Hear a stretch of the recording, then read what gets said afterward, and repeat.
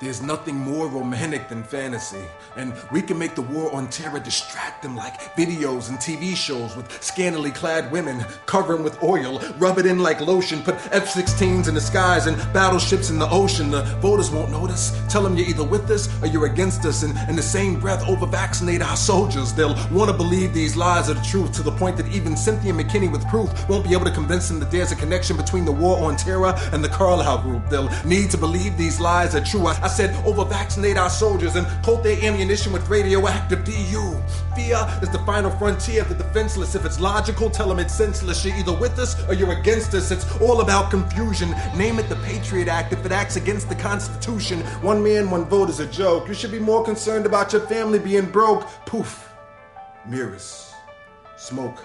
Now, watch me raise spending and lower taxes. The answer to any question that the 911 Commission might ask is, we believe that stem cell research is immoral. North Korea has WMD's translation. Time for Operation Iraqi Freedom. Sacrifice American lives on Baghdad soil. Earn more from our investments in defense and increase our supply of oil. The question is, how come we haven't done anything about the genocide in Darfur? The answer is, we believe in protecting the sanctity of marriage. Just give them a slogan. Let's roll. We're gonna smoke them out of their holes. Watch the hands. Watch the hands. In this hand, Osama bin Laden. In this hand, the World Trade Center explodes. Now, I know you want me to get them for you, but the $200 billion question is, how much is it worth to you for me to allow my cronies' investments in defense to work for you? Don't worry about what we knew prior to the fact about the attacks. That's a distraction. Carol Ann, look away from the oil fields. The important thing to remember is that voting for my opponent will get you killed. There's a connection between his election and your family's demise. That's why African American voters have to be disenfranchised. Neo-democracy means the electronic voting machine companies get to help us decide. That way you can win the election and still lose. That's the new world order. Global economy, no borders, no sovereignty, widow's cries, corporate plutocracy, true lies.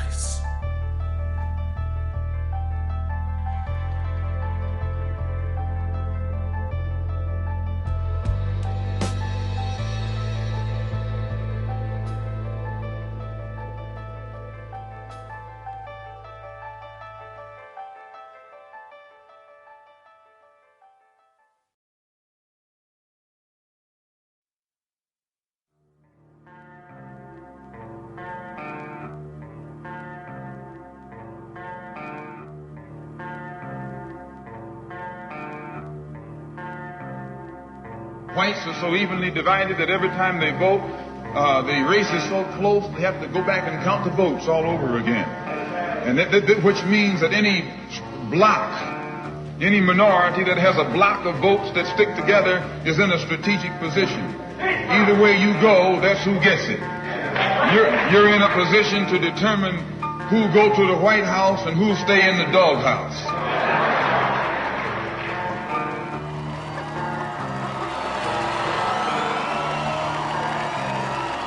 Black people are going to make the difference. When we vote, we win. Gore, the winner in Florida. All along, George W. Bush had been telling everybody, I'm going to carry Florida. Florida has been prematurely called. Not at all. I'm upbeat. I just don't believe we got enough evidence to be able to call the state. We're actually counting the votes. On behalf of the State Elections Canvassing Commission, and in accordance with the laws of the state of Florida, I hereby declare Governor George W. Bush the winner of Florida's 25 electoral votes. Florida goes to Mr. Bush. Just stop and absorb that for a second. Florida is going to go for Mr. Bush.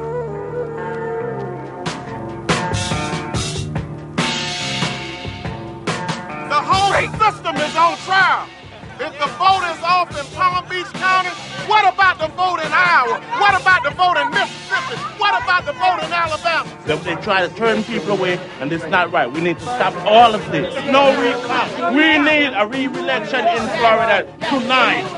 Please don't over-exaggerate the incidences that, the accusations.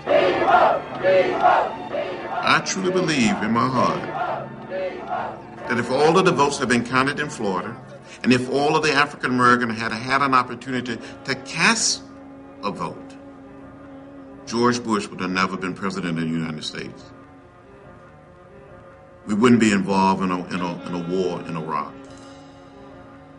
And the makeup of the Supreme Court would be different.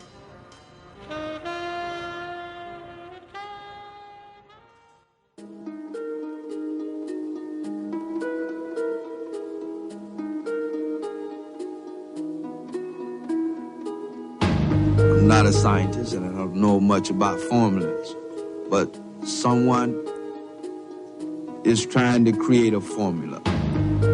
Maybe they've already created a formula. And if we use what happened in this past election, if I stop people at the polls before they get to the polls, if this was to happen again, would it prove to us that someone has a formula?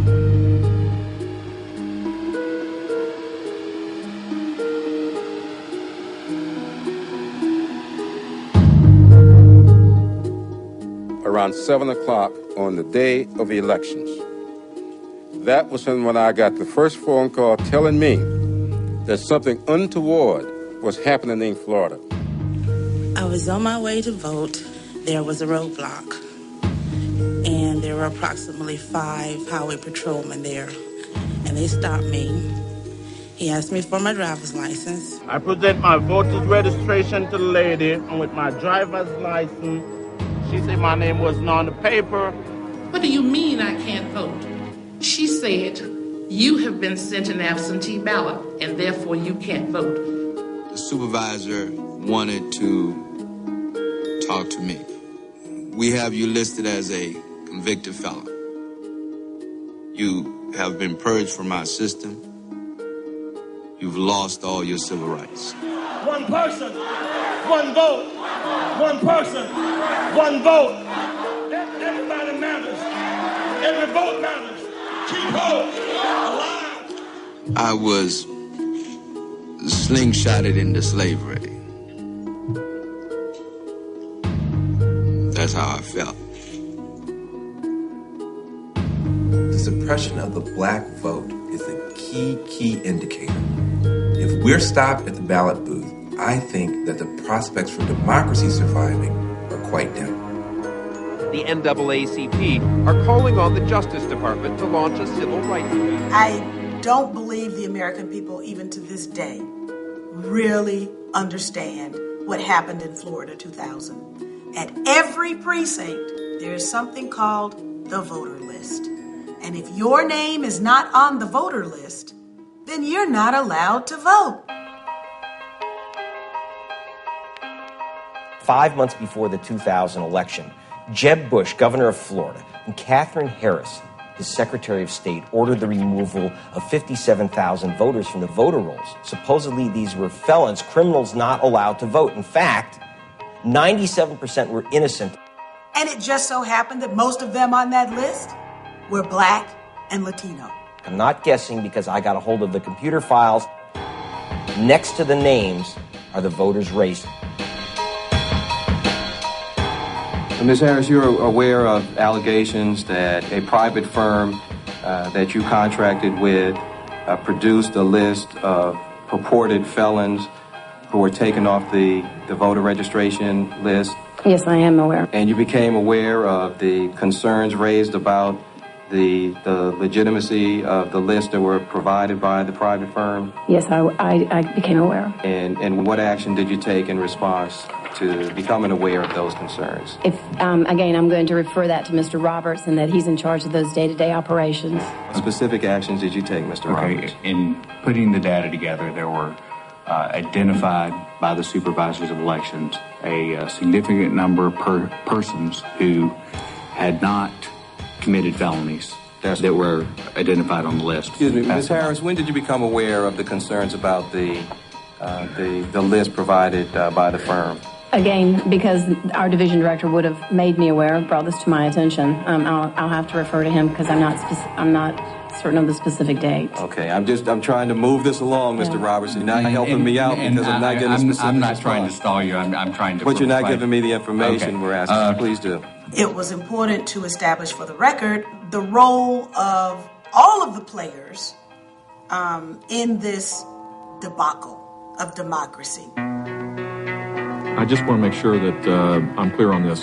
The duties to carry out the election itself are not the responsibility of the governor. So we understand for the record that as it relates to the November 7th election, you had no authority, no responsibilities, and took no actions with regard to the election. In the preparation for the election? Yes. No, again, the Secretary of State and the 67 supervisors of election were responsible for that, and they carried out their duties. Supervisors are in a precarious position here.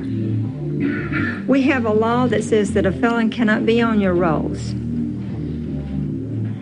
And if I remove that person, from information that I've received, and I've done it improperly, then I'm violating a person's right to vote. The law said that they had to verify this, but they were not taking it seriously. And that could destroy a person's life. I received a letter saying that I was a convicted felon at my office. Yes, ma'am. And I am not a convicted felon. Thank you very much. I actually don't feel that the stories of disenfranchisement were that well covered by the media. There was a great deal of attention to punch card ballots and hanging chads. There was a great deal of attention to the political machinations. There was even a great deal of coverage for the soap opera litigation. But the stories of individuals who were aggrieved by what went on, that sort of went to the back burner and then ultimately just fell out of the story altogether. Because there was no debate on the floor of the U.S. Congress, one congresswoman, Cynthia McKinney, decided to hold her own investigative hearings in Atlanta, Georgia, the home of ChoicePoint, the company that created this list, and she dragged in the executives of the company to answer questions. DBT was instructed to use very broad rules. These rules were supplied by the state when comparing names on the list. What ChoicePoint admitted to us at the town hall meeting was that they weren't looking for exact matches. Florida officials only wanted an 80% match on the last name. Now, the result of that was to capture the names of people with similar names. If John Smythe was the convicted felon and John Smith was on the voter roll, well, John Smith became a convicted felon. DBT told state officials that the rules for creating this list would mean a significant number of people who are not convicted felons would be included on the list. And the state of Florida said, well, give it to us anyway, because we want that comprehensive, inaccurate list. ChoicePoint was paid $4 million. Were you supposed to verify the list? No, ma'am, we were not. So who exactly told you to provide a list that wasn't verified? The state of Florida through their Division of Elections. Okay. For something as precious as the right to vote, you would think that they would want to know that the person they're banning from the voting booth is the actual person who committed a felony. After wrongly identifying 8,000 Florida voters with Texas misdemeanor records as felons, it supplied a revised list. Texas did not inform DBT that misdemeanors were on the list. They said it was a list of felons.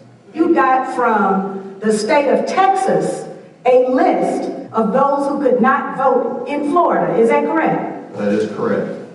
And who in Florida told you to provide those names? It would have been the Division of Elections. I just want to make it clear to the folks who are in here, if you think you thought what you thought you heard, and you don't believe that that's exactly what you heard, well, let me make it plain to you that that's exactly what you heard. What you heard is that highfalutin folks in Florida and Texas got together and decided that they were going to devise a way to make a list that would deny black people in Florida the right to vote and therefore produce the result of a stolen election, and which is what we saw now. I know I'm supposed to be nonpartisan when I'm in an official capacity, but it appears to me that that's exactly what happened. Florida was an apartheid election, a Jim Crow election. That's what happened. How do you make up for something like this? Do you, or George Point, feel any sense of responsibility of what happened in Florida? When you have a situation like Florida, it tends to discourage people from participating. People start saying, it doesn't matter. Why should I vote? My vote is not going to count.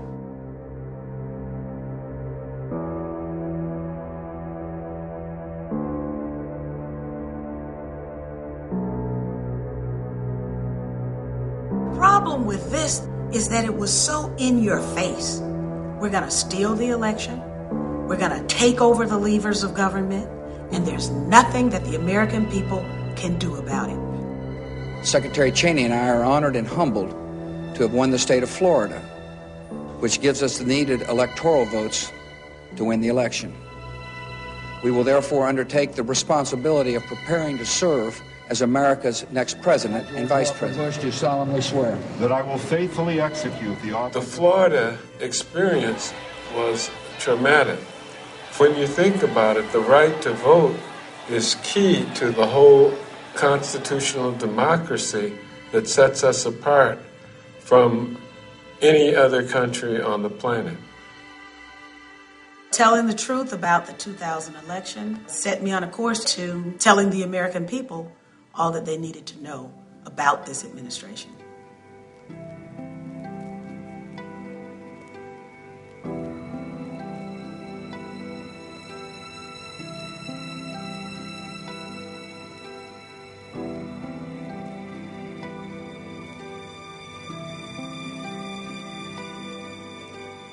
September 11th started out like any other work day for the average American person. People got up, shop owners opened their businesses. We all were getting dressed for work. Some of us were at work. Stores were open. And all of a sudden, the unthinkable happened. Eventually, we all came together and we were given talking points. The talking points said that we were hit because we were free, that we were hated because we're free. And it seemed that everywhere I went for answers, I got that mantra. That wasn't good enough for me.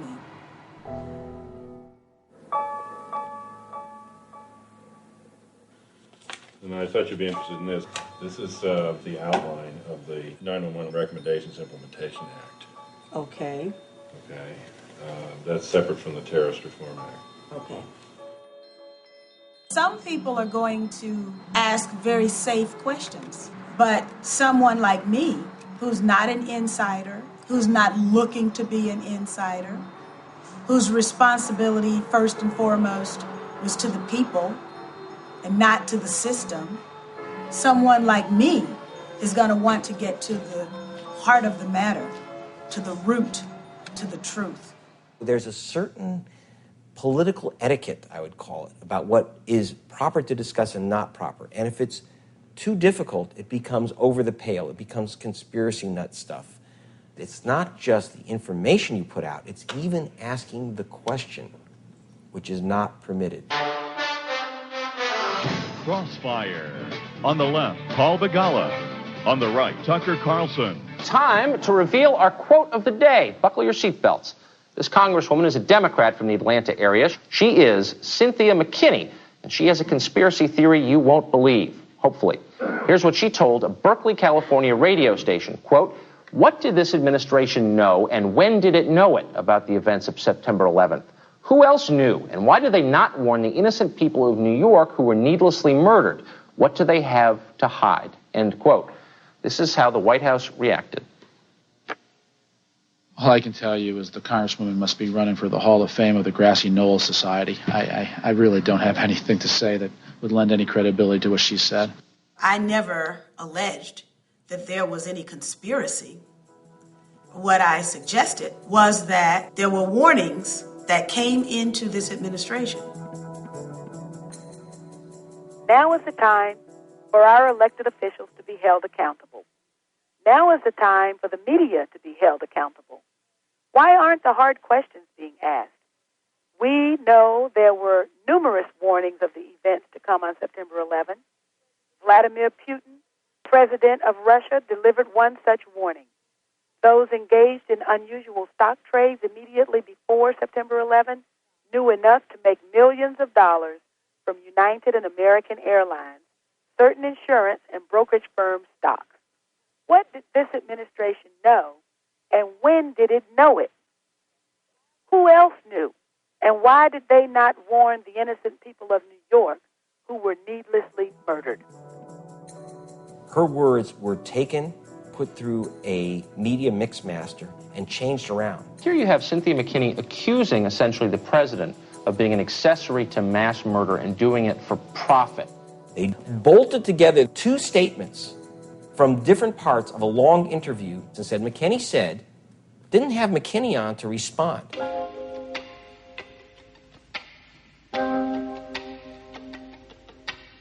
We had President Bush place a phone call to Majority Leader Senator Tom Daschle asking him not to investigate the events of September 11th. And then, hot on the heels of the president's phone call was another phone call from the vice president asking that Tom Daschle also not investigate the events that led to September 11th. My question is, what do they have to hide?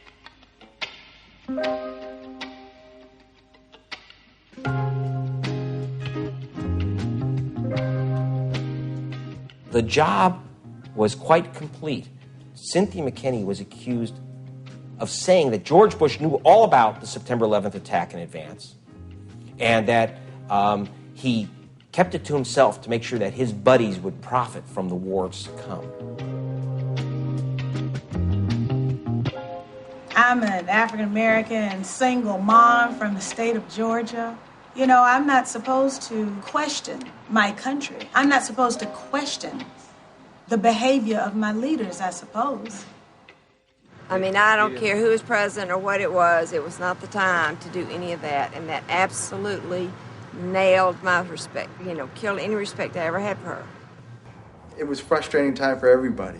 Somebody's looking for somebody to hate. We've still not caught Osama bin Laden. We couldn't take out that huge tragedy on anybody, so we started taking it out on Muslims, and then we started taking it out on Cynthia McKinney.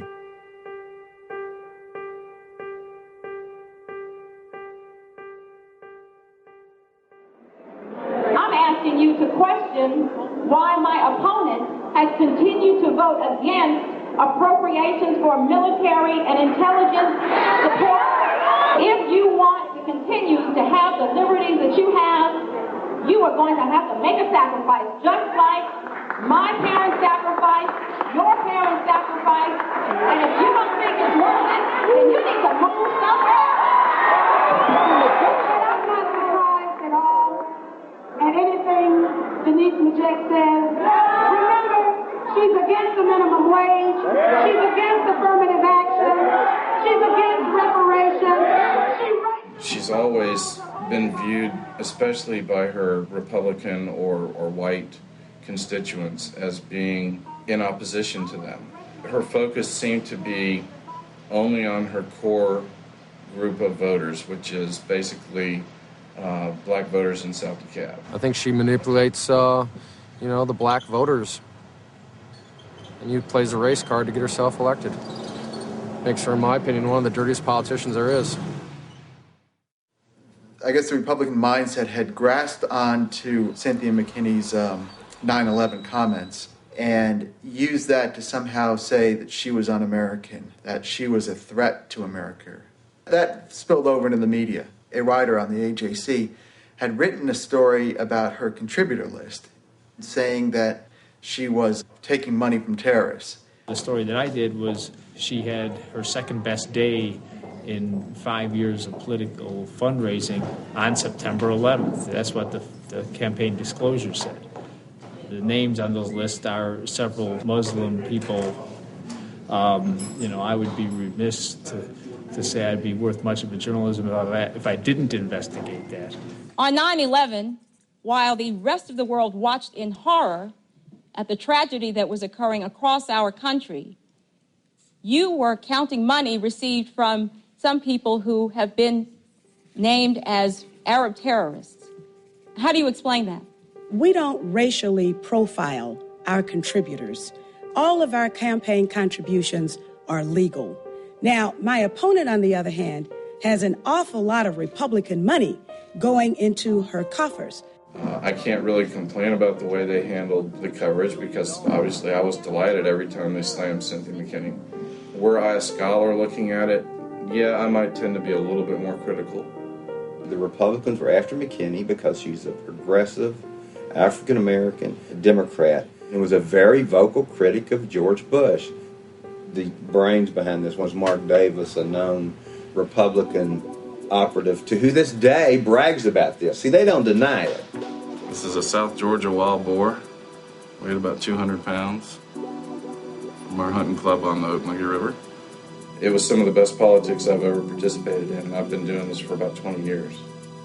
Our company does voter database work. We were involved in the redistricting effort for the Republican Party. We built a voter database that we used to map out all the new districts. It was drawn deliberately by the legislature to be a Democrat seat. And if we can't put a Republican in it, then the next best thing is to put in a moderate. I recalled the way that Republicans used to exert political influence when we were an extreme minority, and that was through crossover voting. The primaries are basically for the parties to pick their own candidates who will run in the general election. One party cannot hijack the other party's primary. Georgia's an open primary state. There's nothing illegal or even immoral about choosing to participate in one party's primary or another. You have a choice when you go in of either taking a Democratic ballot or a Republican ballot. I pulled numbers for her district trying to see if there was any way we could beat her. They knew a Republican could not beat McKinney, so they concocted the scheme to have their candidate, Denise Smith-Jett, run in the Democratic Party, hoping that she would get some Democrat votes, but knowing that it would get all the Republicans to cross over. What we were basically talking about was asking Republican voters to leave our primary and vote in the Democrat primary for a black female Democrat. It's a tall order. It was very hurtful and painful to see an African-American female agreeing to be a part of that conspiracy. Well, it's just another way to deny black people the vote. You figure out a way to trump their vote, and that's what they figured. Black people were lynched in America years ago as examples so that no uppity black person or progressive white person would make a mistake. They lynched union people, too. So one of the latest lynching, now done electronically, was of Congresswoman Cynthia McKinney. All it took really was communicating to the community that, yes, this was an organized effort, and that if they would cross over and vote against Cynthia, they'd be joined by thousands of other people. I had received a mail out for this group, goodbyecynthia.com, and they were using the slogans, anybody but Cynthia. I'm a white married male living in North DeKalb County, and they assumed I didn't like her either. It shows her being erased, and when you open it, she's almost gone, and there's just a pile of eraser crumbs. The emails that we sent out were humorous. People forwarded those emails all over town, and it helped drive traffic to our site. They said every time they called somebody to ask them to cross over and vote against Cynthia McKinney, it almost seemed like people came through the phone at them saying, "Oh, I want to help. How can I help?" It's like going back to the all-white primary. Here you have basically the same thing. The white Republicans are taking away from the black Democrats the candidate of their choice. They're moving into their primary saying, we're not going to let you elect your candidate. We're going to dictate who your candidate is.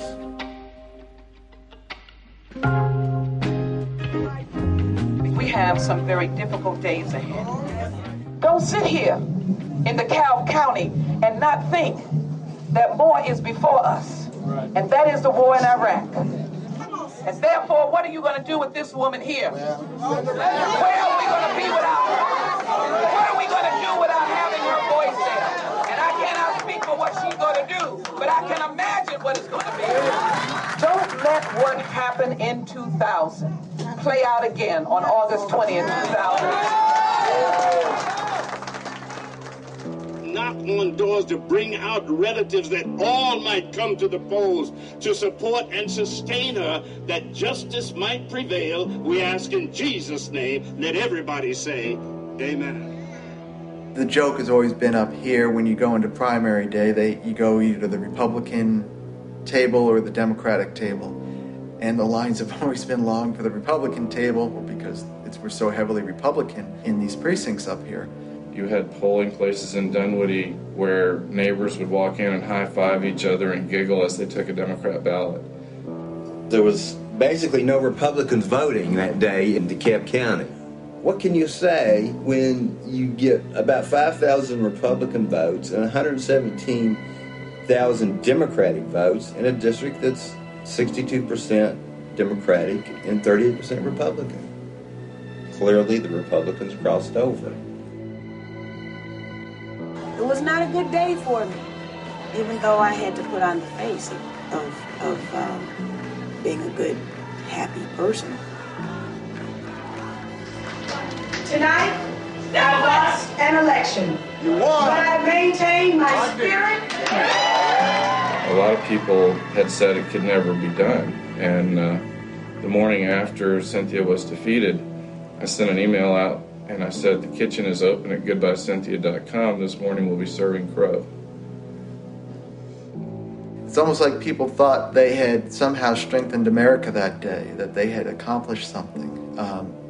They had been misled into believing that they had gotten rid of a threat to the American way of life. To me, what they had done is threaten the American way of life.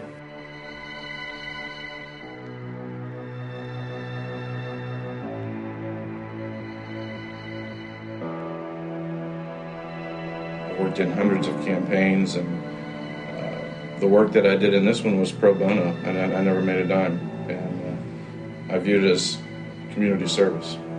I was on the waiting list for this for over a year, and got the second one in the Southeast. I do a lot of hunting and fishing, and gets me in and out of the swamp, tearing up my vehicle. In terms of the money trail from the National Republican Party or from the White House down to people like Mr. Davis, you may not ever see that. But this was something that certainly the National Republican Party really put on their agenda as a priority to defeat this woman. The environment here in Washington was, if you said anything that anybody could conceive of being against government or speaking out against the grain, you were ostracized. That was a fact. It was a warning. They throw her corpse over the wall as a warning to others. They hang her from the tree because when they see her swinging from the poplar tree, every politician knows you don't ever raise these questions. We're gonna see when you stand before the maker. Can you bring your big house and your fancy car and bank account? That's right. When you stand before this political lynching. By the time this is in the papers tomorrow, you deserve to be the laughingstocks of America for this travesty that happened in Georgia tonight. Right. This was a travesty that happened. Right.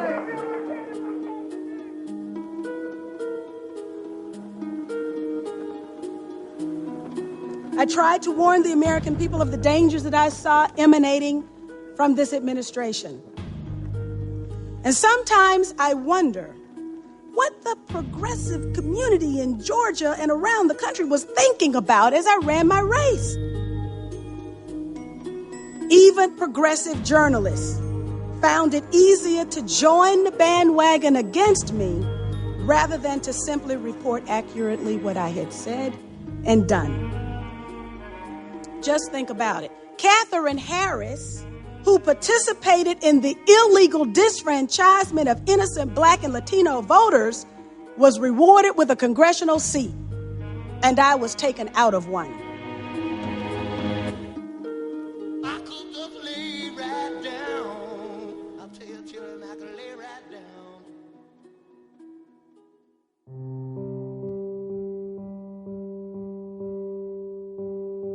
People didn't wake up one morning and said, we're going to pass the Voting Rights Act. was not out of the goodness of someone's heart.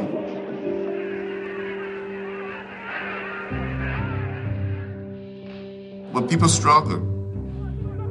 People bled. People died. When I was growing up many years ago in Southeast Alabama, people could not register to vote simply because of the color of their skin. They had to pass a so-called literacy test, interpret certain section of the Constitution, pay a poll tax. And I remember one day standing there with about 60 African-American men and women to get a copy of the so-called literacy test. And the sheriff, very big man, mean man, he said to me, "John Lewis, you're an outside agitator. You're the lowest form of humanity." I looked Sheriff James Clark straight in the eyes and I said, "Sheriff, I may be an agitator, but I'm not an outsider. I grew up only 90 miles from here and we're going to stay here until these people are allowed to register to vote."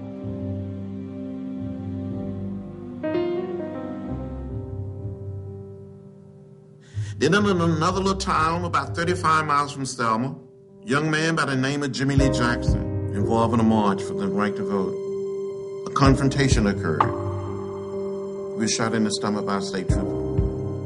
And a few days later, he died at a local hospital in Selma. Because of what happened to him, we made a decision, the movement did, that we will march from Selma to Montgomery, Alabama, 50 miles away. We're marching today to dramatize to the nation, dramatize to the world, that hundreds and thousands of Negro citizens of Alabama, but particularly here in the Blackout area, denied the right to vote. We intend to march to Montgomery to present certain grievances to Governor George C. Wallace. It was a beautiful Sunday afternoon. We started walking in twos, 600 strong, no one saying a word. It was so orderly, so peaceful. We came to the highest point on the bridge. Down below we saw a sea of blue, Alabama state troopers. We continued to walk. We got within hearing distance of the state trooper. A man identified himself and said, "I'm Major John Cloud of the Alabama State Troopers. This is an unlawful march. It will not be allowed to continue." See that they turn around and disperse. They came toward us,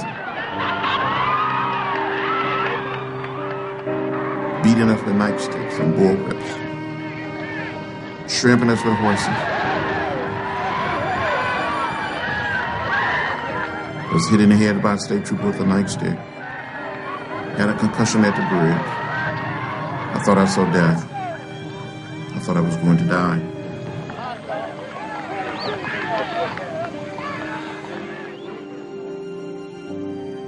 The next thing I knew, I had been admitted to the local hospital in Selma. Dr. King came by and said, "John, don't worry. We will make it from Selma to Montgomery. The Voting Rights Act would be passed." And he was right. 2 weeks later, we marched all the way from Selma to Montgomery.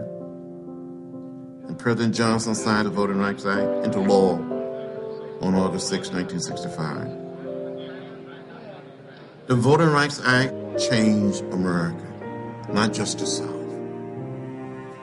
But it changed America. It transformed Southern politics. When black people started registering and voting.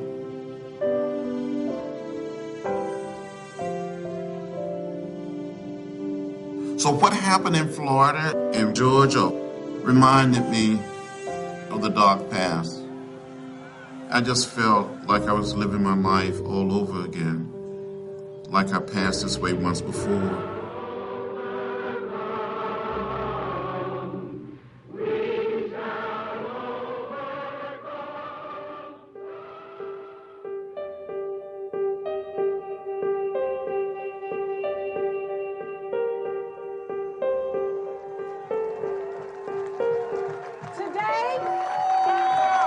We are confronted with a new urgency.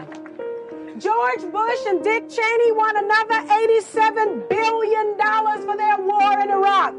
Your charge should be to protect the right to vote, especially for blacks and Latinos, whose numbers alone can take George Bush out of the White House and change the majority in the Congress.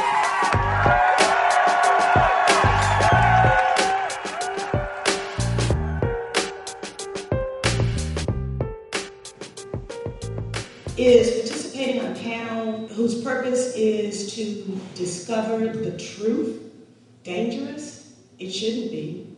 This is still America. And will I continue to do the work that I was doing before I left Congress? There's no way I can stop pursuing the truth. Citizen activism and citizen participation is always the answer. It's amazing that it's happening right here in New York City. New York City certainly has the greatest pain. And here, the most profound questions are being asked. Nobody got the whole story of what happened in 9/11. All I can say is that someone knows the truth. Someone knows the truth of it. Someone knows the truth. And he's still in office. Our quote of the day is a highfalutin "I told you so" about September 11th. Now, who would be in a position to claim that? Back in March, Democratic Congresswoman Cynthia McKinney of Georgia insinuated that the Bush administration may have ignored warnings about September 11th. McKinney now claims she's been vindicated and is the source of our quote of the day. I was derided by the White House right-wing talk, radio, and spokespersons for the military-industrial complex as a conspiracy theorist. I think probably those comments would be seen differently now.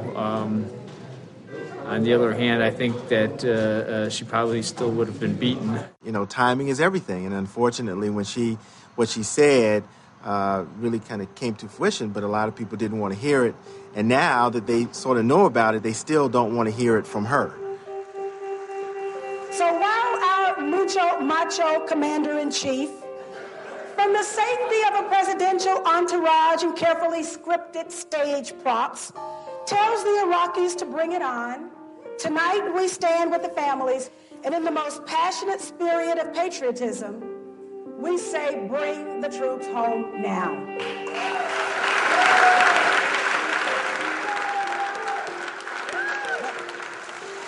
The very act of our sitting vice president taking a paycheck from the American people while at the very same time taking one from a corporation that gets billions and billions of dollars in no-bid sole source contracts should make us all outraged, and the vice president should blush. But these people don't blush because in the end, they know they can get away with it.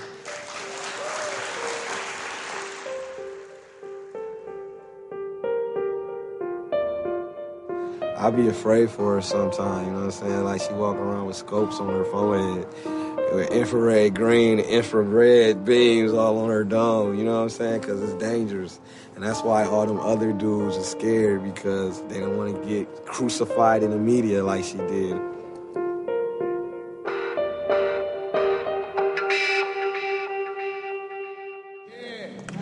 We have in our midst tonight a champion for justice. Say it now.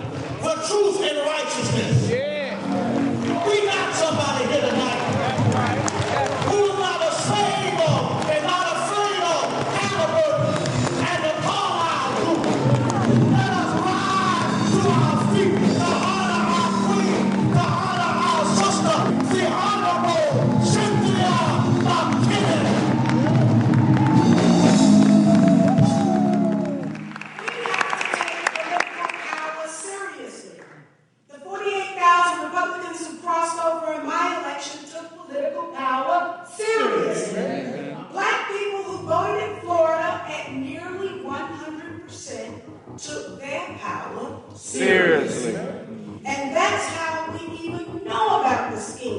to deny us our right to vote and to deny our votes being counted.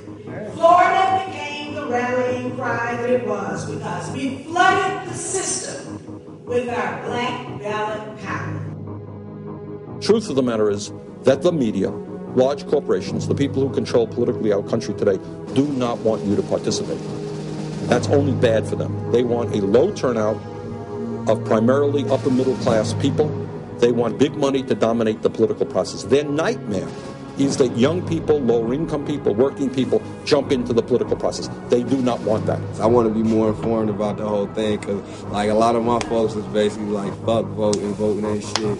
She the only reason why I even got into the whole electoral process. Remember George the Daddy lost his job because black people voted. Remember Newt Gingrich lost his job because black people voted. Yeah. If you want this country to live up to its noblest ideals, we must state categorically and without equivocation that we are a force to be reckoned with.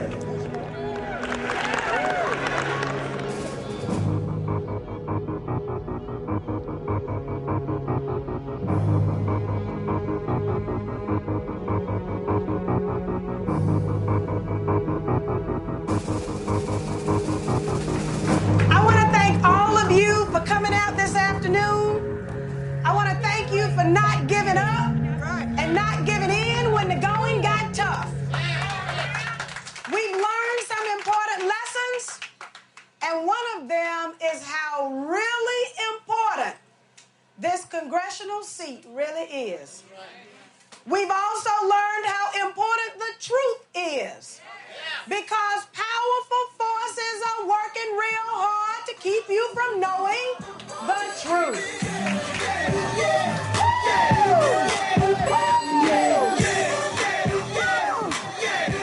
I've knocked on a lot of doors just in the last month. I've knocked on a lot of doors, and people are hurting. They need Medicare, Medicaid. Yes. They need a job. They need jobs.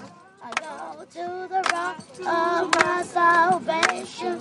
I go to the throne that the village rejected. I go to the mountain. The mountain shelter me. The whole election was turned upside down when Majette made a stunning announcement that she would not run for re-election and instead run for the U.S. Senate. That prompted a free-for-all of candidates to jump into the race. What was supposed to be a two-woman bitter grudge match turned into pretty much a seventh-candidate free-for-all, and no one would have predicted this. We were suspicious of the poll numbers that were being floated in the local newspaper. We understand how influential the press can be. We knew that the environment was not going to be friendly and could quite honestly also be hostile.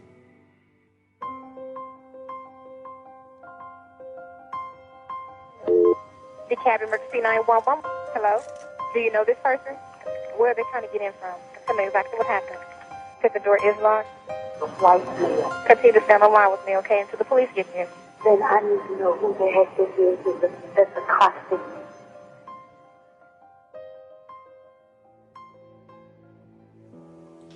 I've had a little problem.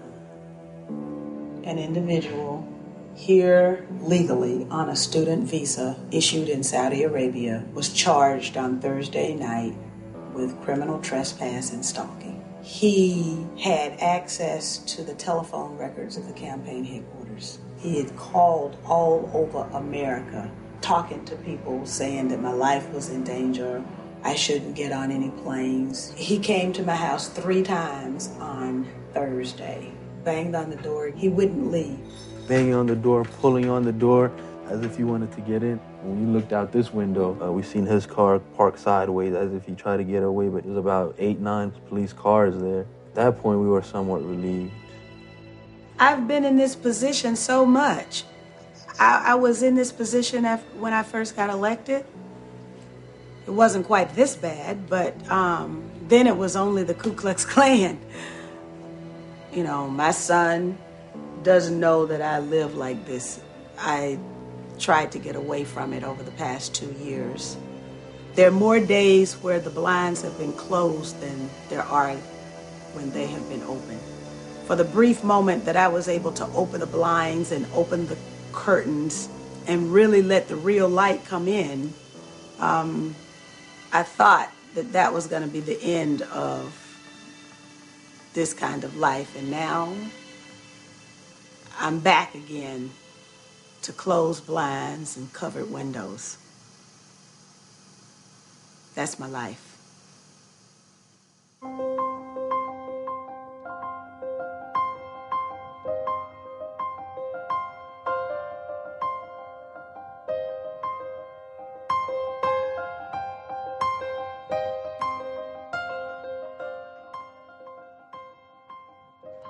It's now a day before the election, and McKinney is basically fighting the political fight of her life. When you lose your party's nomination, conventional wisdom has it, it's very hard to come back. We can't take anything for granted. We have got to make sure that we have the turnout on Election Day. And just as we discussed a little bit earlier, you're going to write down the number of voting machines and do a comparison with the number of registered voters for that precinct. NAACP takes this process and procedure very, very seriously. And yes, we are also looking at the fact that we're in the South, and Georgia happens to be one of the 9 covered states under the 1965 Voting Rights Act. So we want to ensure that no infractions occur and everybody is allowed to legally do their duty, civic duty of voting. That's the way the hackers hack. It's through the phone line. So you want to make sure that you've got your vote total before they connect the machine to the phone line. Got it? Goodbye. I'll see you. And good morning. I'm always a pessimist, so I'm nervous. It feels better this time than last time, that's for sure.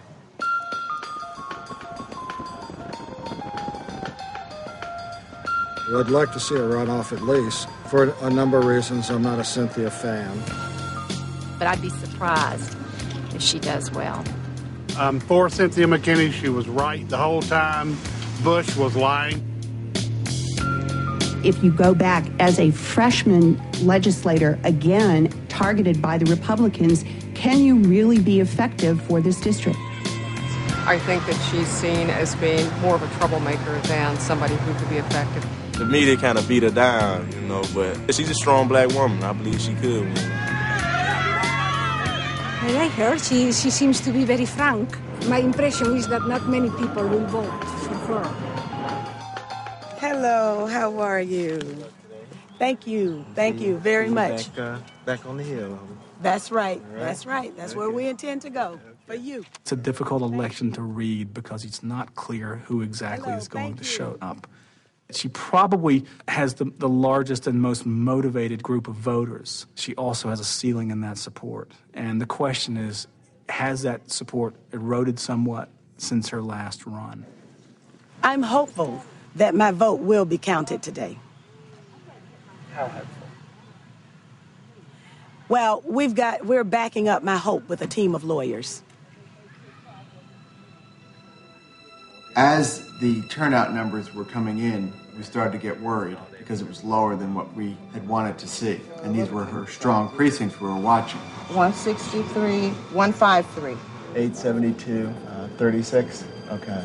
Polls opened this morning, one of them in particular I'm thinking about, with only 2 machines working out of 17 machines. Our poll observer was right on the case and made the phone call, and within an hour, those 15 machines were up and operational. The Tilly Mill precinct was 106 Republican, 96 Democrat. Okay, what about Chambly? If there are any strange things from the numbers, then we start sending out field crews to try to knock on the doors. It looks like the crossover isn't as high. That we could tell. The turnout is heavily Democratic in the precincts we thought it should be. If the numbers are high enough, that I don't know yet.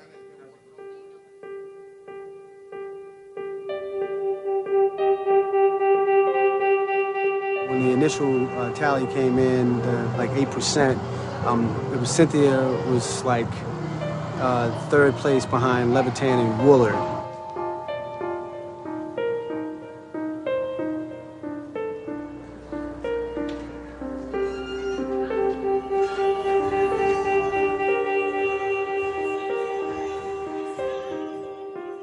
It's 9 o'clock. I just got a call from our guys at the headquarters.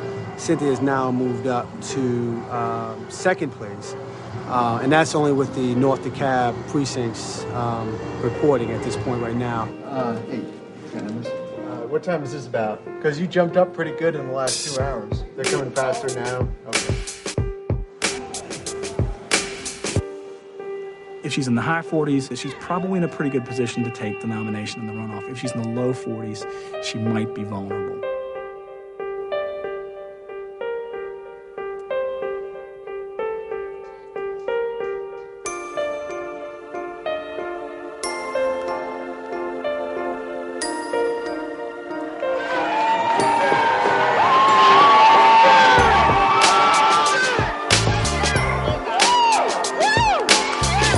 It's now 10:25, and something beautiful just happened. Cynthia McKinney went from second place, jumped up to first place with 50% of votes already in. We're very, very hopeful.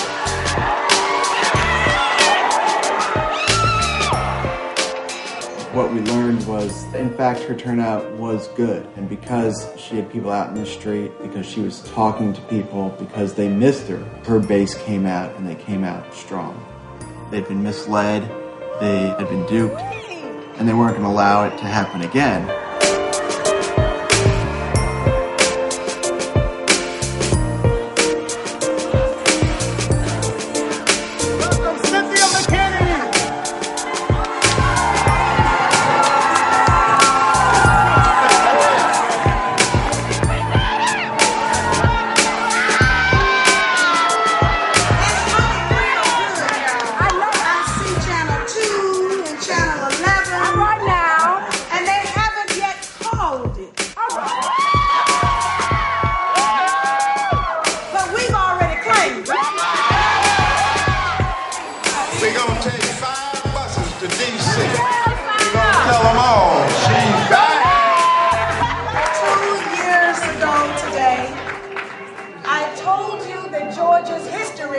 Would keep on rolling. And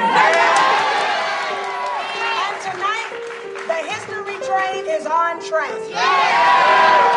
The people of the 4th Congressional District just took care of that with one of the greatest political comebacks of our time.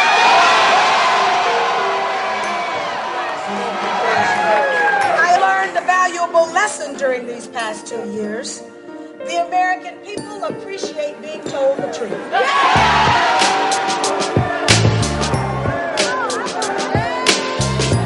This race was about civil rights.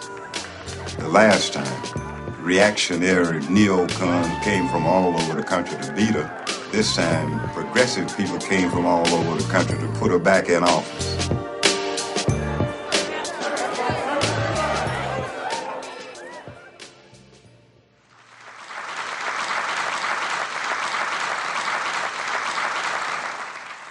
Does the Democrat Party take African American voters for granted? It's a fair question.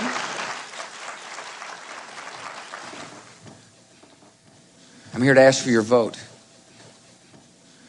I know. Listen, Republican Party's got a lot of work to do. I understand that.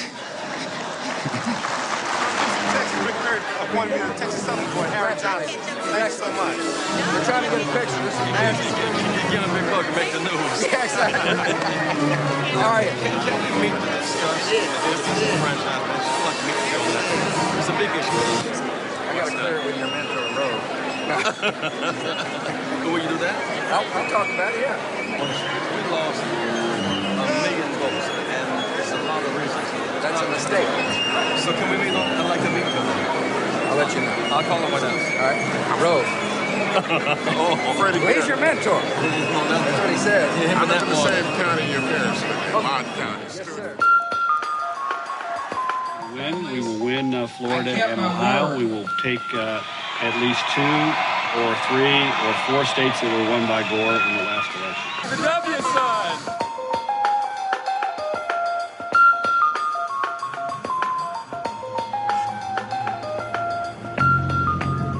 Let me just make it clear to you. We're not going to let this be a repeat of 2000. We're not going to let this be a repeat of 2000. We're not going to see 1 million African Americans deprived of their votes in America. The anticipation of the results coming in tonight is going to fill everybody with kind of joy that this community hasn't had for a very long time. So now I am on my way to a precinct where we've had problems with provisional voting.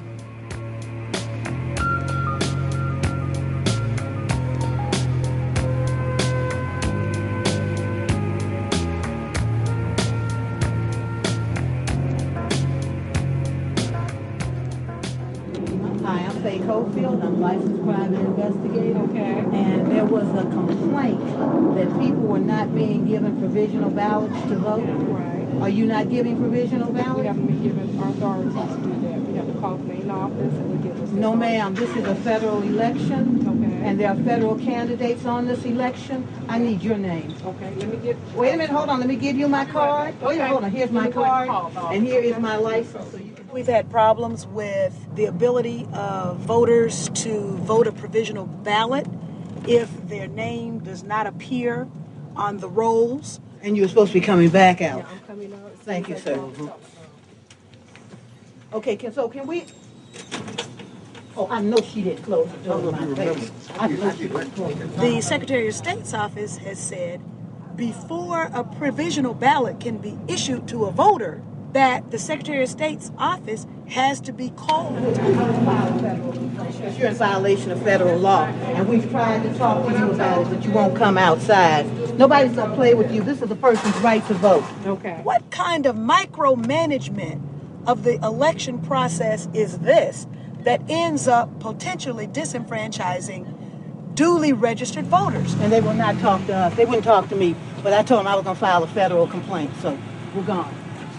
We don't know if this is intentional obstructionism or if this is just callous indifference to the right of a voter.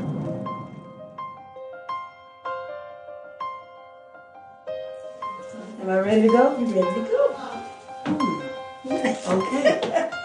Well, a rare vote of approval from my mother.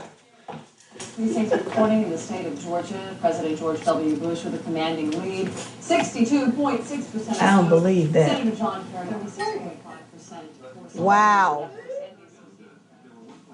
I don't know where those people live. They on a different planet. New Life Flat Shows 1026. This is beautiful. Crossroads 909. Memorial South.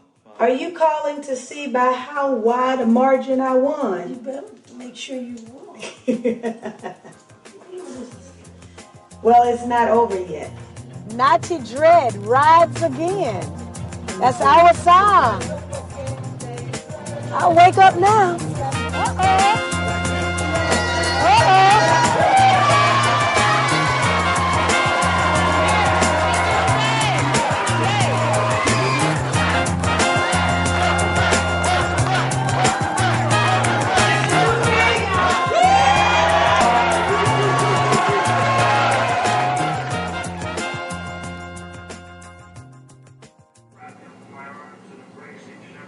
This is totally incredible. The voters turned out in historic numbers and delivered a historic victory. The president told supporters. America has spoken. You have to give it to them. All you can say is they're good. They're good at what they do. We have to get better. After the election in 2004, we began to get complaints from all over the country about things that had happened to people. We document them. But one state had more people calling in disgusted, sometimes crying, some dejected, some swearing they would never vote again. Ohio. The black vote, which is so instrumental when our vote is counted, was again targeted in several ways. The longest lines, the most eliminated provisional votes, the most inconvenienced, the most victimized by precinct manipulation. With machines unused in warehouses, the machines were dry while the voters were wet. The lines in the black precincts were 2, 3, 4 times as long as those in the suburbs. Now, some say, well, gee, that's just an accident. When you see that kind of an event, you better believe someone intended that. Now, why was that intended? Because somebody doesn't like black Americans? No. It's because black Americans have this propensity, statistical propensity, to vote 9 times out of 10 in support of a Democratic candidate. I think some things are just really simple.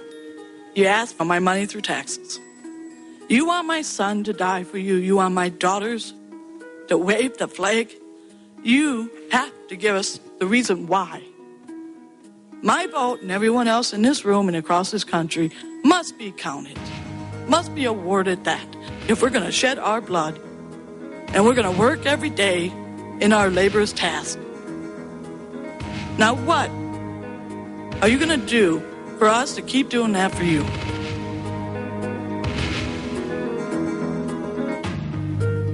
Too many young people decided that they were going to vote in 2004. These young people needed to have somebody say, I heard you. I saw you go vote. I know you turned out in massive numbers. I know you were disenfranchised, and I'm not going to let it go.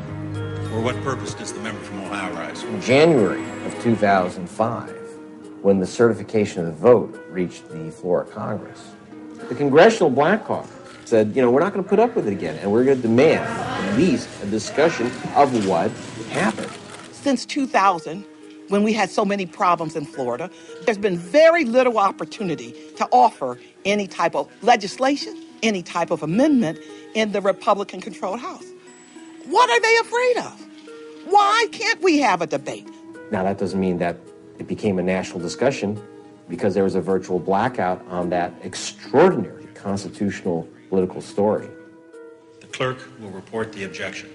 We, a member of the House of Representatives and a United States Senator, object to the counting of the electoral votes of the state of Ohio.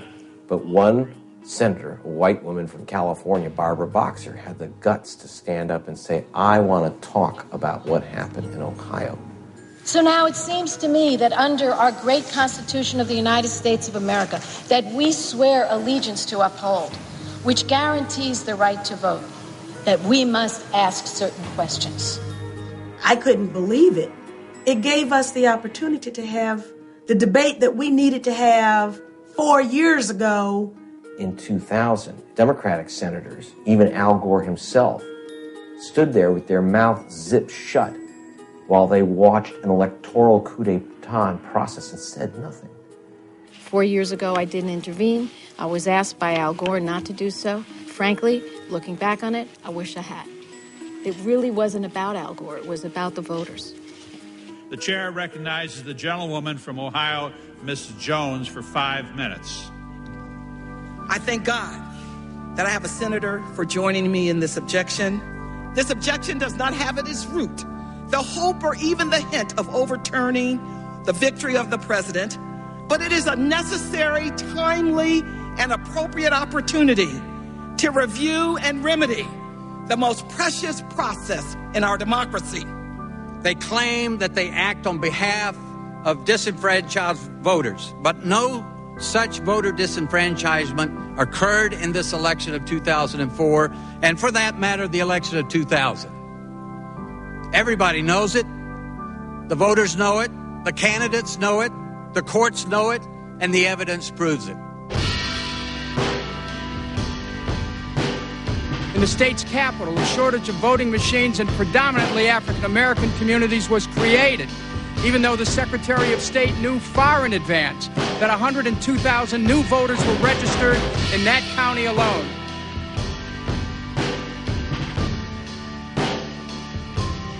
knew going in there were going to be lines. It was one of those things where, because 102,000 more people voted in this election across the entire county, there were lines across the entire county.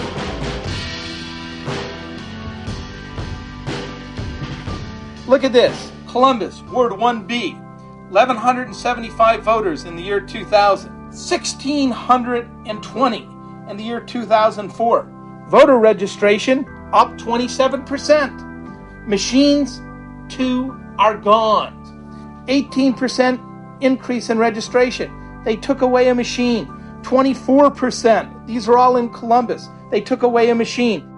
The accusation currently is that the deployment of machines migrated from the inner cities where they had been already placed out to more affluent Republican areas of town, and that this disenfranchised particularly African American voters and added votes to the Republican side of the ticket. So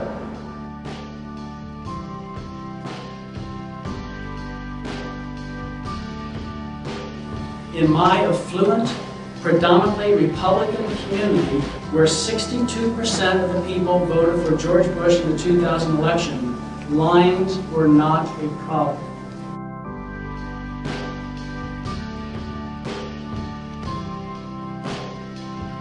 I agree with millions of American citizens that no American should have to wait 4 hours to cast a vote. This was entered into evidence by the Board of Elections. They have 2,866 machines available. Through a public records request, we found out that only 2,741 voting machines were delivered. What happened to the missing 125 machines, and where did they come from?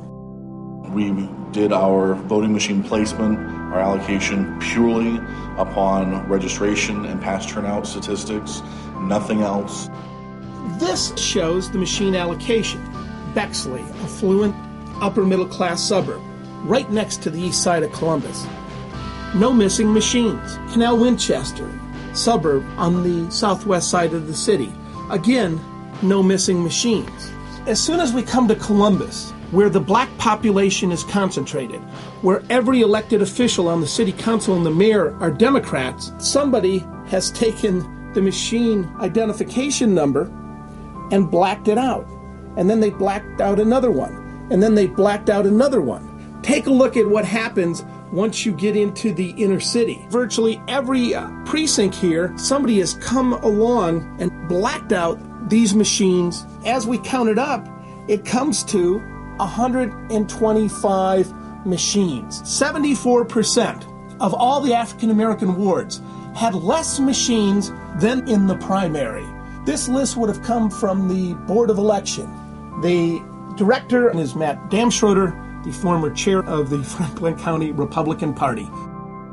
The state, using federal dollars, has to purchase one machine for every 200 registered voters. In Franklin County, had we done that for this election, we would have had to purchase about 1,500 more machines at a cost of $5,000 to $6,000 per machine.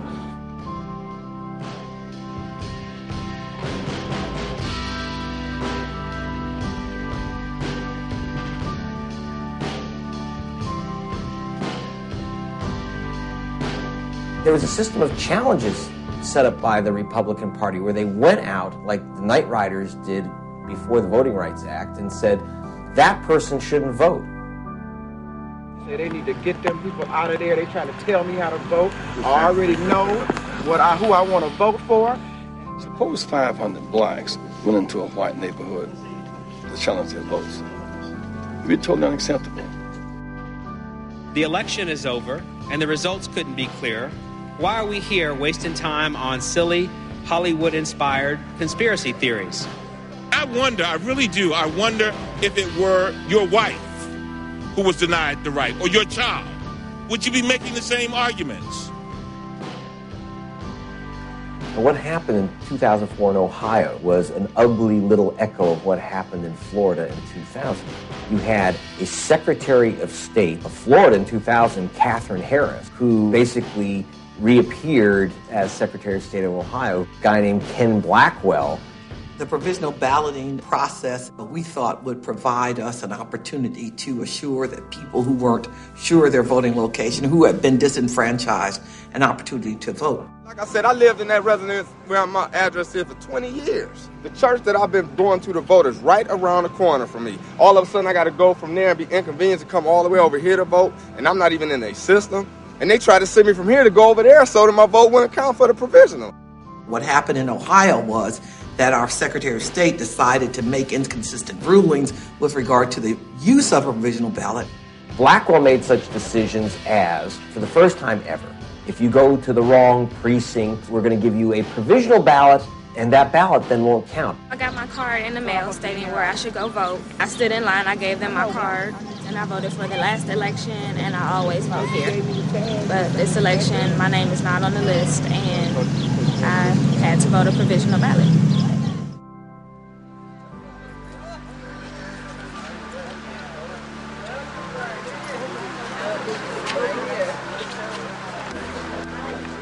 Mr. Kenneth Blackwell, I'm ashamed to say an African-American man, has failed even to follow Ohio's election procedures, let alone procedures that comply with federal law and constitutional requirements. I'm just photographing for election protection. We're waiting in line to vote. Okay, now we're walking down a path into the woods. Earth to Barbara Boxer.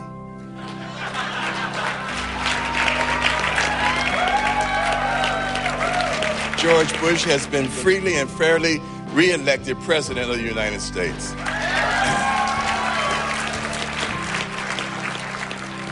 Blackwell, just as Katherine Harris did 4 years earlier, made a series of decisions on how the vote should be counted. Now, you have to understand that Harris was the chairwoman of the Bush election campaign in 2000 while she was in charge of counting the vote for the state. Blackwell was chairman of the Bush campaign in Ohio while he's in charge of counting the vote. It's the same political fix. Our ancestors who died for the right to vote certainly must be turning over in their graves. Even if I let you in, they're not going to let me vote. That's okay. There's something wrong with our democracy. More and more of our citizens are growing uneasy. And I hear people on the other side saying, you should get over it. Gentleman's time has expired. When people died for the right to vote, when people suffer for the right to vote, the right of every vote to be counted must be upheld. Our vice president has told us to expect war for the next generation. It is not only our responsibility, but our right to demand full democracy at home. And we do that by our actions today. This is not merely about bitterness or a recount. This is about a blackout. It's time to end the blackout and shine the lights on our precious right to vote.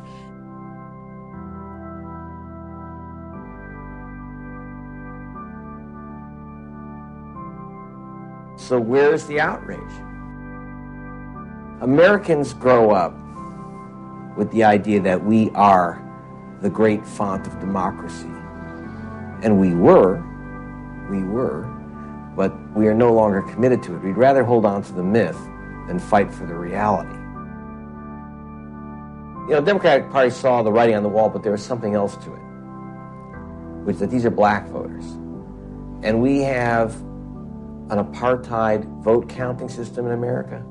We have an apartheid political system in America and an apartheid news media system. If a subject is the black voter, it ain't a story.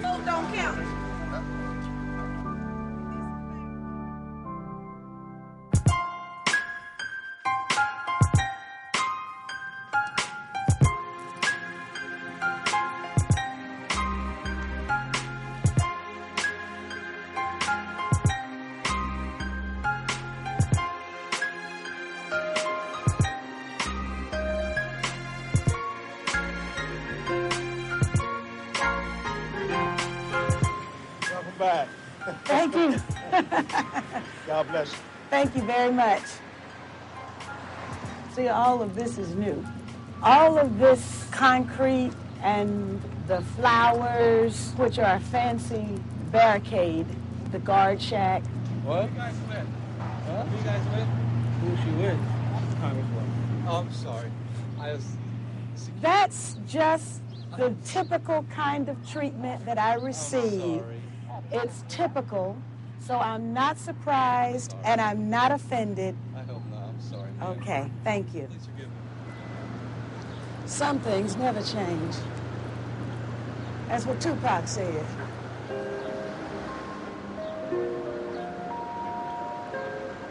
When I got back to Congress, I got my seat back on the House Armed Services Committee, although I did not get my seniority as I had asked. The chairman is going to strictly adhere to the 5-minute rule so everybody can have a chance to ask their question. And they get almost to me, and then I hear Rumsfeld say he's got to go to lunch. And that a special accommodation had been worked out. Absolutely. I took down the names of everyone who's left, and we'll get them down for breakfast sometime in the next 2 or 3 weeks. Okay. Mr. Chairman? Let's do that. Mr. Chairman, I have a question. Yes, the gentlelady's recognized. Thank you, Mr. Chairman. Would that breakfast with the secretary be open to the public?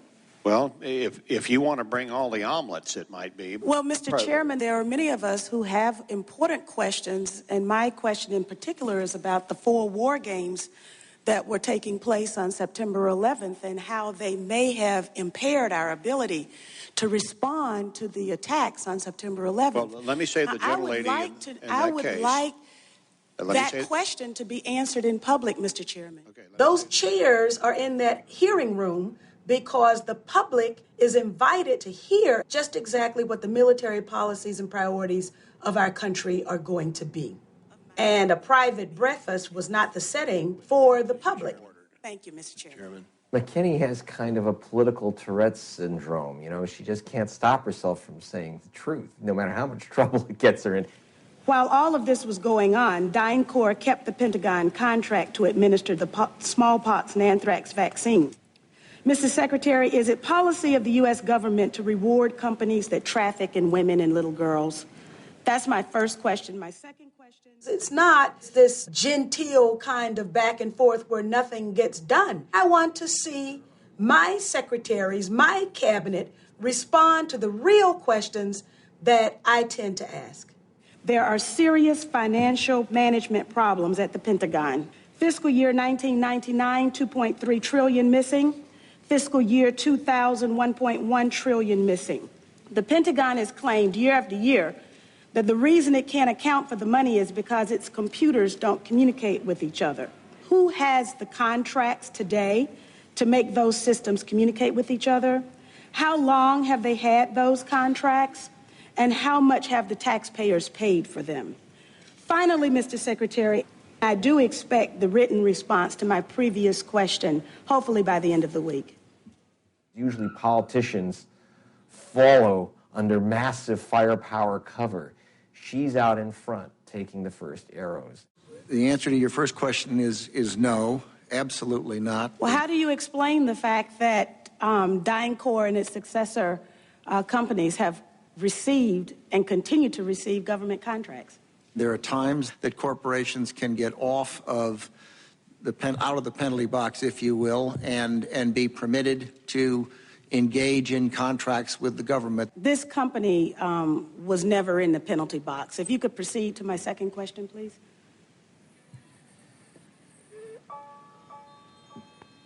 I've forgotten what the second question was. I would like to have the answer in writing as well as I don't think I've demonstrated much caution since I've been back to Washington, D.C. Maybe that wasn't the smartest thing to do. But now there's a difference. I really don't have anything to lose. I've lost everything. They took away my job, my livelihood. They took away my good name. So why not stand up? Why not fight?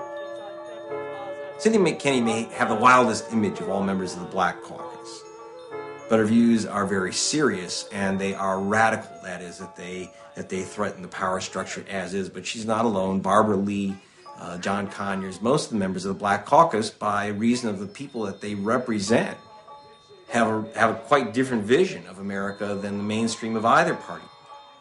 It's those voices that this mass disenfranchisement of black voters is trying to silence.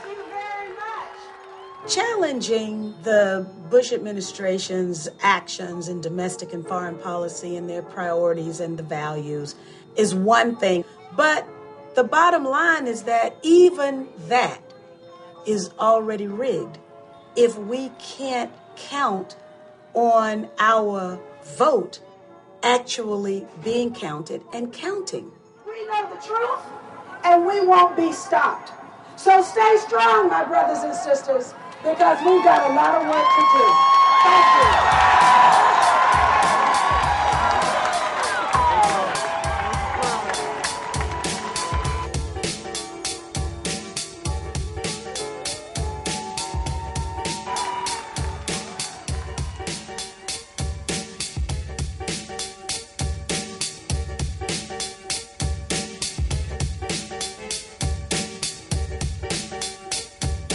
Ladies and gentlemen, there comes a time when people of conscience are compelled to dissent.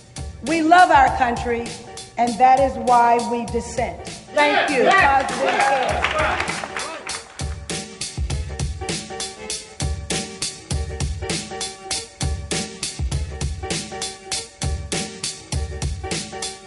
I'm gonna vote, because it do count and it do matter. Those people who say they're not voting because they're both the same, don't get out and vote, you'll never know. If the people that's working inside the precinct is making it difficult for you, you have to do whatever it takes. I'm a registered voter, and I ain't scared of none of y'all.